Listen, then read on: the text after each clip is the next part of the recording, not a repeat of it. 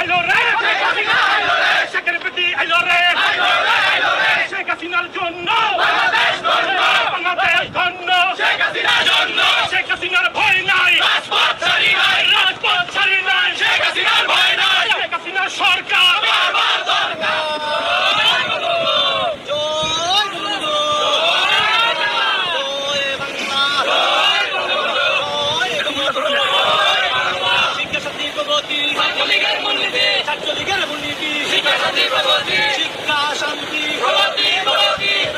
Arakan army 10 mile ঢুকলো, কিছুই বললাম না। আমেরিকান আর্মি ল্যান্ড করলো এখানে, বামপন্থীরা আমরা কিছুই বললাম না, বললো না। আর কিন্তু বিএসএফ যদি 50 গজ ঢুকে তখন দেখবেন যে হাউ কাউ লাগতেছে। তাহলে আমরা কি বুঝি নাই সব?